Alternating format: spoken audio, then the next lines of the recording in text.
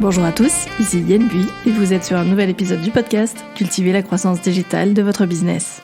Ancienne community manager d'une destination de montagne, j'aide désormais les hébergeurs touristiques, des professionnels mais aussi des particuliers à booster la visibilité en ligne de leur location saisonnière.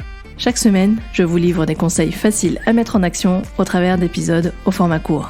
Retrouvez également ces épisodes au format blog sur mon site yenbui.fr et retrouvez-moi également sur mes réseaux sociaux sous le nom yenbui.fr. Aujourd'hui, j'ai envie d'aborder avec vous le sujet des photos issues de banques d'images, à savoir est-ce que c'est selon vous une bonne idée, est-ce que c'est pertinent d'utiliser ce type d'images issues de bibliothèques d'images lorsque l'on veut booster la visibilité de sa location saisonnière. Cet épisode, et une fois n'est pas coutume, c'est plutôt finalement une sorte de coup de gueule contre des comptes Instagram que j'ai pu voir récemment qui faisaient la promotion de différents hébergements touristiques et qui partageaient du coup des photos issues de banques d'images. Et même si ces images étaient présentées et bien spécifiquement mentionnées comme étant des images de démonstration et de suggestion, il n'empêche qu'elles ont créé, en tout cas chez moi, une réelle déception. Alors pourquoi ça m'a déçue ? Tout simplement parce que j'étais sur un feed Instagram où je voyais différents types d'hébergements, différents les uns des autres,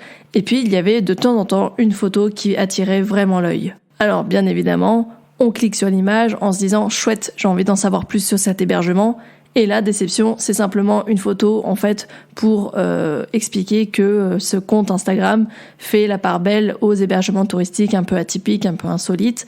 Ok, sauf qu'en fait, du coup, là, on est déçu parce que on avait repéré quelque chose qui nous intéressait et qu'en réalité, c'est simplement une photo qui a été prise sur une plateforme d'image.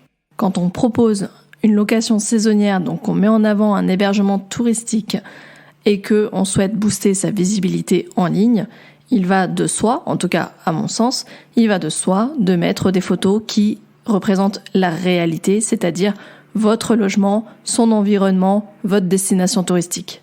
Attention, je précise que il n'est pas nécessaire que les photos soient toujours prises par vous-même.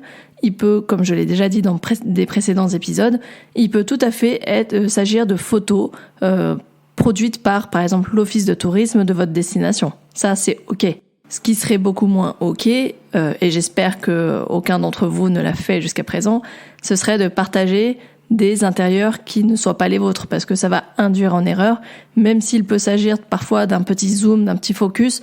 Si on retrouve pas ça une fois qu'on est sur place, on peut être vraiment déçu. J'en profite également pour rappeler que, à force parfois de vouloir mettre en scène une situation, mettre en scène une ambiance dans le cadre de vos shootings photos, ce que j'ai déjà expliqué dans le cadre d'un précédent épisode où j'expliquais comment réaliser un shooting de photos, comment réussir son shooting photo, l'idée aussi, c'est de ne pas mettre trop d'accessoires et d'objets décoration qui ne resteraient pas dans votre logement.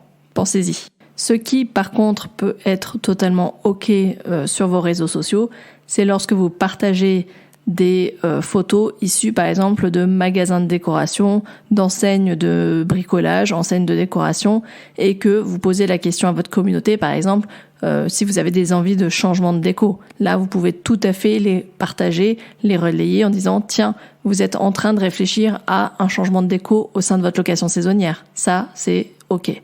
Donc pour en finir sur ce petit coup de gueule, j'aurais tendance à dire que n'utilisez s'il vous plaît jamais de photos de banque d'images pour mettre en avant votre location saisonnière. Ça n'a vraiment aucun sens.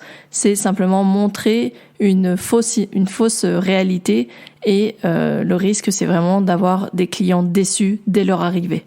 On peut effectivement être tenté d'utiliser des photos, par exemple d'ambiance romantique, d'un dîner aux chandelles sur un balcon avec au coucher de soleil. Sauf qu'en fait, la vue ne sera pas le même, le balcon ne sera pas le même, etc. Donc en fait, vous allez vraiment induire en erreur votre client potentiel. Et là, c'est avis négatif 100%.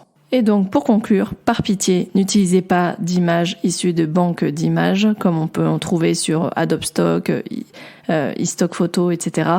Parce que tout simplement pour pouvoir faire des vues et des clics, parce que ça va tout simplement rien vous rapporter derrière, en réalité. Je le dis et je le répète encore, misez vraiment sur l'authenticité, misez vraiment sur de la belle photo de qualité, ça il n'y a pas de débat là-dessus. Misez sur de la belle photo de qualité, mais en retranscrivant la réalité. Montrez ce que vos clients potentiels vont pouvoir trouver réellement en arrivant chez vous. Donc, encore une fois, faites bien attention si lorsque vous mettez en avant, par exemple, une ambiance grillade sur votre terrasse et que vous avez montré un barbecue ou une plancha, attention, ça veut dire pour la personne qui regarde la photo que normalement, il y a cet équipement au sein de votre location saisonnière. Donc, pensez vraiment à ne pas surcharger ou ne pas vraiment surévaluer votre bien si ces équipements-là ne restent pas à l'arrivée. Et voilà, c'est tout pour aujourd'hui. En tout cas, j'espère que ce petit coup de gueule vous aura alerté sur ce type de pratique et j'espère en tout cas vous avoir convaincu de ne pas utiliser ce type d'image pour vos publications sur vos réseaux sociaux ou sur votre site web. J'espère en tout cas que ces formats courts vous plaisent. Si c'est le cas, n'hésitez pas à me le dire en mettant une note 5 étoiles sur la plateforme d'écoute de votre choix, notamment Apple Podcast ou Spotify. Et n'hésitez pas également à me laisser un petit commentaire sur mes réseaux sociaux sous le nom yenbui.fr, ça me fera vraiment très plaisir. En attendant, je vous souhaite de passer une très très belle semaine et je vous dis à la semaine prochaine pour un nouvel épisode. À très bientôt.